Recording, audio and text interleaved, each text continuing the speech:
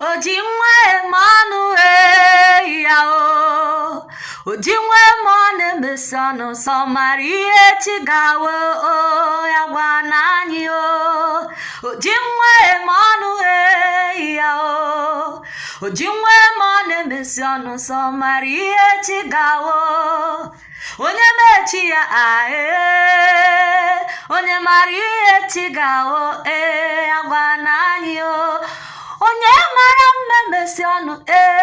ya o onye mara mmemesi ọnụ ọ mara ihe chi ga-awụnụ onye mechi ya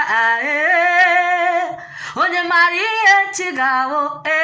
agba n'anyị o ji nwee m ọnụ ya o ji nwee m ọ na-emesi ọnụ sọ mara ihe chi ga-awụ onye mechi ya onye mara ihe chi ga-awụ agwa n'anyị o echi dị ime kudo nwa n'aka o nwere onye ma ihe echi ga-awụ ya bụ kutuo jiri nwayọ ebe afọ ịnọ ị nwekwara ike ma anọzi echi ọnọdụ jọrọ njọ ga-adị mma nke dị mma nwekwara ike gbanwee maka na onye nọ n'elu ọdịda bụ ihe a na-eche ya onye nọ n'ala bụ iligo erigo ya bụ onye nọ n'elu nwelitu onye nọ n'ala bụ irigo ya bụ ime n'ọnụ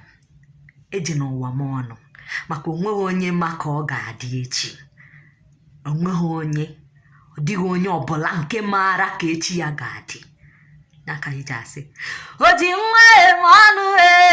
ya o ji nwa eme ọ na-emesi ọnụ sọ mara ihe chi ga-awụ onye na-echi ya onye mara ihe chi ga-awụ agba n'anyị o ji nwa eme ọnụ ya o ji nwa eme ọ na-emesi ọnụ sọ mara ihe chi ga-awụ onye mechi ya onye mara ihe chi ga-awụ agba n'anyị o daalụ.